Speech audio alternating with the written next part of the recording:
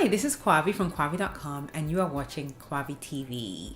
So today I'm going to talk about an important topic that I think parents, adults need to model for the young ones.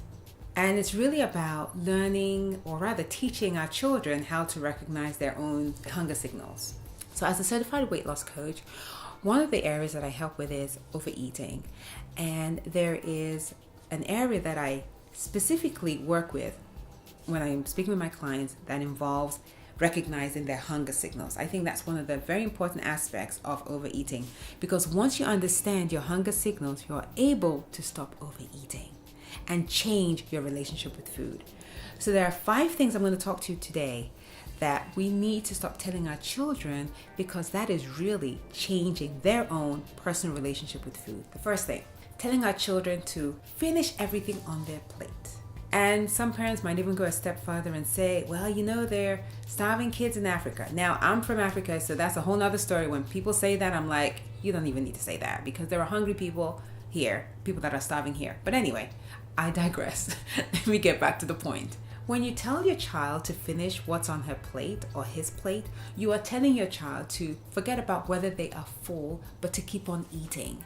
And you know what that does? You're numbing them from recognizing their hunger signals. They might be full, but you're like, no, go ahead and finish it. People are starving. You have to finish your food. And guess what? As they become adults, it makes it even more difficult, because they won't even recognize when they're full anymore. And recognizing your hunger signal is the first place that you want to begin when you want to recreate your relationship with food. The next one is 2 more bites. Eat 2 more bites. Now, same thing, your child understands that they're full. You're altering their own relationship with hunger. Our bodies tell us when we're hungry. Believe me, if your child is hungry, you will know. So let's stop trying to force our kids to 2 more bites, 2 more bites. This is not a race. If they're full, just let it go. The other thing is using food to soothe pain. So for instance, maybe your child is playing outside, they fall, and you're like, oh, sweetie, come inside, come get a cookie, you'll feel better. The cookie is not going to make your child feel better. Food is not going to make your child feel better. And the thing is, once you start to program that, that starts to be programmed in the child's brain, and they start to put a correlation between soothing the pain with food, and you don't want that. Food is for fuel. It's to fuel our bodies, not to soothe pain. The other one is, you might tell your child, oh, you didn't eat enough. You need to eat more. You didn't eat enough. Your child really knows when they're full. They really do. So trying to force your child, or trying to tell your child, okay, I know how much you need and you don't. They're trying to say their hunger signals is not important. They should bypass that and look to you to figure out if they're full or not. So let's try and step away from that and try and allow our children to know, and give them that. Just give them that power to, because they have that power to know when they're full and when they're hungry. Just respect that power. The other one is using food as a bargaining chip.